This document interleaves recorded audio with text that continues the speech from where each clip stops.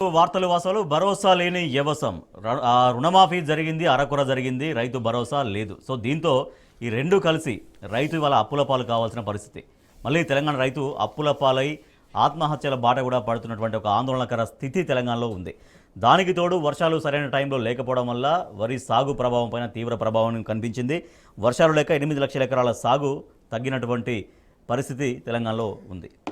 నరసింహారెడ్డి గారు, ఇటు భరోసా లేదు, అటు రుణమాఫీ పూర్తి స్థాయిలో జరగలేదు, ఏది కూడా అరకొరనే. సో అది ఇప్పుడు అరకొర జరిగిన రుణమాఫీనే రైతు భరోసాగా భావించాలా రైతులు? అది కూడా భావిస్తలేరు రైతులు, అంతేనా? మేము భావిస్తలేరు. ప్రత్యక్షంగా ఏంటి జరుగుతుంది రాజేష్ గారు అంటే ఊళ్ళల్లో మనం హుజూర్నగర్, సూర్యాపేట తిరిగితే కూడా ఈ రైతు రుణమాఫీ గురించి ధర్నాలో పాల్గొంటే అక్కడ రైతులు వచ్చి ఏడిపే తక్కువ ఉంది వాళ్ళకు.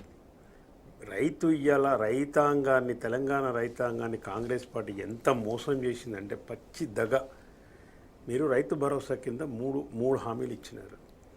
ఒకటి, వ్యవసాయదారు రైతులకు 15,000 ఇస్తాం సంవత్సరానికి, కారుకు 7,500 అన్నారు. కౌలు రైతులకు 15,000 ఇస్తామన్నారు, కారుకు 7,500. భూమి లేని వ్యవసాయ కూలీలకు 12,000 ఇస్తామన్నారు. ఇది రైతు భరోసాలో ఉన్న 3 పథకాలు. ఇది మీరు చెప్పింది ఎన్నికల ముందు. ఇక రైతు రుణమాఫీ నిన్న మనం చూసినాం, మనం క్లియర్గా తెలుస్తుంది. 70 లక్షల మంది రైతులు ఉంటే మీరు చేసింది 22 లక్షల మందికి. 49,500 కోట్లు రుణమాఫీ చేయవలసి ఉంటే మీరు చేసింది 7,500 కోట్లు. 49,500 నుంచి మీరే 40,000 కోట్లని, 40,000 కోట్ల నుంచి మళ్ళీ క్యాబినెట్ నిర్ణయం 31,000 కోట్లని మీరు క్యాబినెట్ నిర్ణయం చెప్పి, తీర బడ్జెట్లో పెట్టే వరకు 26,000 కోట్లు పెట్టి, తీర 18,000 కోట్లు మాఫీ అయిందని మన ముఖ్యమంత్రి గారు ప్రకటించి అక్కడ వైరాల్లో డాన్సులు వేసిన తర్వాత మీ బట్టి విక్రమార్క గారే బాంబు పేల్చినాడు. కేవలం 7,500 కోట్లు మాత్రమే రైతులకు చేరినాయి అన్నాడు. ఎక్కడ 49,500, ఎక్కడ 7,000 కోట్లు, 7,500 కోట్లు రైతు భరోసా. అట్లా మీరు రైతు రుణమాఫీ మోసం చేశారు, అరకొర రుణమాఫీ చేసేసి. రైతు భరోసాకు సంబంధించి ఇప్పుడు 3 కార్లు అయిపోయినాయి. డిసెంబర్లో చేయాలి, డిసెంబర్లో చేయలేదు. రైతు బంధు, పాత రైతు బంధు ఇస్తామన్నారు. ఆ ఎన్నికల ముందు ఏదో డ్రామా ఆడి అటు ఇటు చేసి కొంతమందికి ఇచ్చినారు. మరి ఇప్పుడు ఈ వానాకాలం సీజన్ మొదలైంది రాజేష్ గారు. పోయినసారి కేసీఆర్ గారు ప్రభుత్వ పాలనలో ఉన్నప్పుడు, కేసీఆర్ ముఖ్యమంత్రిగా ఉన్నప్పుడు చేసింది జూలైలో మొదలుపెట్టి August 1st week 2nd week వరకు రైతు అయిపోయేది, ఇచ్చేది ఆయన. ఎవ్వరూ అడిగేది లేదు, ఒక ఆందోళన లేదు, ఒక పేపర్ ప్రకటన లేదు, రైతులు అడిగేది లేదు. టక్క వాళ్ళ అకౌంట్లో పడుతుంటే 3 మెసేజ్లు వచ్చేది, అగ్రికల్చర్ డిపార్ట్మెంట్, బ్యాంకు, ప్రభుత్వం నుంచి. ఇంత మంచిగా సాఫీగా జరుగుతున్న 10 సంవత్సరాల్లో కేసీఆర్ గారు 11 విడతలుగా 72,000 కోట్ల రూపాయలు రైతులకు రైతు బంధు కింద ఇచ్చినాడు. ఇది వాస్తవమా కాదా మీరు చెక్ చేసుకోండి. రైతులను అడగని చెప్తారు. ఇవాళ రైతులు ఏమంటున్నారు ఊర్లల్లో, అయ్యా రైతు భరోసా, రైతు బంధు బాయ్, ఇప్పుడు పెట్టుబడి సాయం లేదు, మాకు ఉన్న రుణమాఫీ సగం అయింది, బ్యాంకులో లోన్ ఇస్తలేరు. ప్రాబ్లం ఎక్కడొస్తుంది? ఇప్పుడు బ్యాంకులో లోన్ ఇవ్వట్లేదు రైతులకు, పెట్టుబడి సాయం అందలేదు కాబట్టి రైతు దగ్గర పెట్టుబడి లేదు.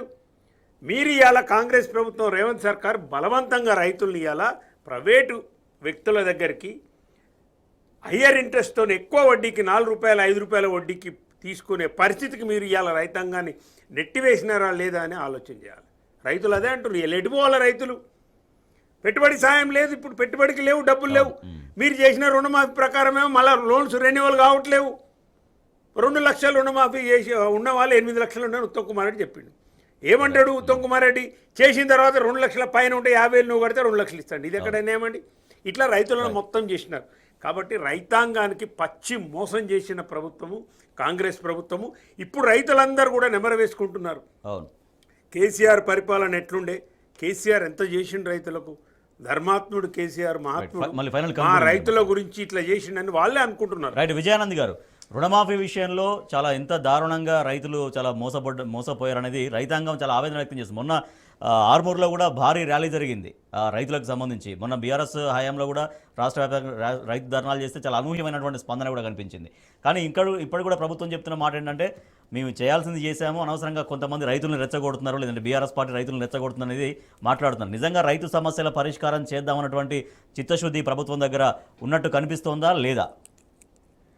అంత పెద్ద మాటలు ఎందుకు కానీ, వంచన, అబద్ధాలు, మోసము, ఇవన్నీ కూడా మొదటి నుంచి ప్రజలు కాంగ్రెస్ పార్టీ మీద ప్రచారంలో ఉన్నటువంటి మాటలు.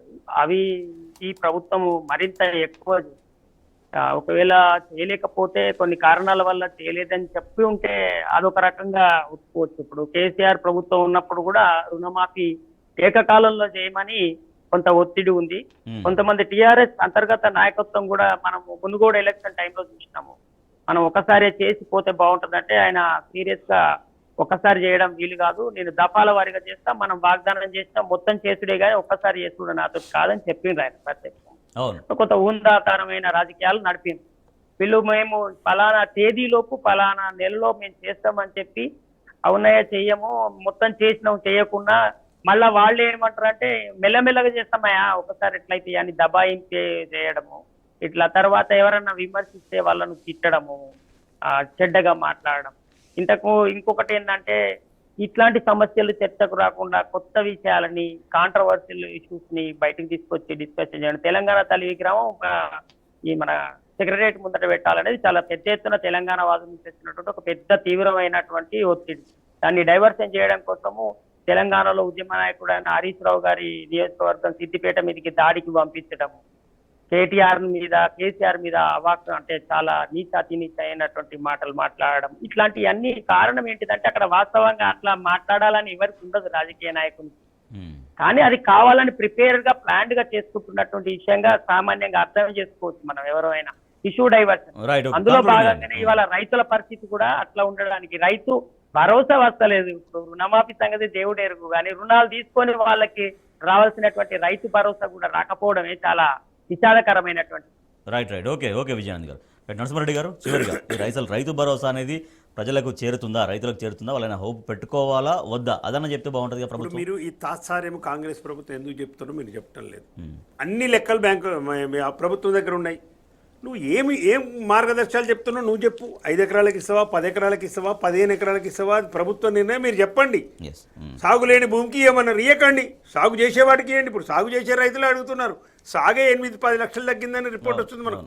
ఇక ఈ తాత్సార్యంలో జూలై 2వ తారీఖు నాడు ఒక కమిటీ వేసినారు, క్యాబినెట్ ఉపసంఘం వేసినారు. 15 రోజుల నివేదిక ఇవ్వాలన్నారు. అంటే జూలై 17 వరకు క్యాబినెట్ సబ్ కమిటీ నివేదిక రావాలి. ఇంతవరకు పత్తా లేదు. నెక్స్ట్ జూలై 15th అన్ని గ్రామాలలో ఈ క్యాబినెట్ సబ్ కమిటీకి అక్కడక్కడ వరంగల్ ఆడే మీటింగ్ పెట్టిండ్రు, అభిప్రాయం తెలుసుకోవాలన్నారు. అది ఏమైందో ఇంతవరకు దాని మీద రిజల్ట్ లేదు. ఇక జూలై 23కు అసెంబ్లీ జరిగింది, 23 నుంచి అసెంబ్లీ జరిగింది. జూలై 23 నుంచి అసెంబ్లీ 10-12 రోజులు జరిగితే ఆ అసెంబ్లీలో అసలు రైతు భరోసా ఊసే లేదు. ఎప్పుడు ఇస్తామని చెప్పరు, ఎంతమందికి ఇస్తామని చెప్పరు, ఎన్ని డబ్బులు ఇస్తామో చెప్పరు. దేనికి ఇంత తాత్సార్యం చేస్తున్నారు? రైతుల పట్ల మీకు ప్రేమ లేదు. తెలంగాణ రైతులంటే మీకు ఓట్లు వేయించుకొని నువ్వు 2 లక్షల రుణమాఫీ చేస్తావనే ఓట్లేసి రేవంత్ రెడ్డి నీకు, అందుకే నీ ప్రభుత్వం వచ్చింది. లేకుంటే నీకు ఇవాళ 64 సీట్లు రావు. రైతు భరోసా ఇస్తామని చెప్పి కేసీఆర్ కంటే ఎక్కువ ఇస్తున్నానని చెప్పి 15,000 ఇస్తున్నట్టేనే నీకు ఓట్లేసిండ్రు. నీ గెలుపులో ఇవాళ నువ్వు అనుభవిస్తున్న అధికారంలో తెలంగాణ రైతుల పాత్ర ఉంది. వాళ్ళను నువ్వు ఇవాళ చెప్పుతో చీకొట్టినట్టు కొడుతున్నావు. దీని ఫలితం అనుభవించక తప్పదు రాబోయే కాలంలో కాంగ్రెస్ ప్రభుత్వానికి హెచ్చరిస్తున్నాం మేము. Right thank you so much Narasimha Reddy గారు. Thank you so much Vijayanand గారు. ఇది వాటి వార్తలు వాస్తవాలు చూస్తున్నాం.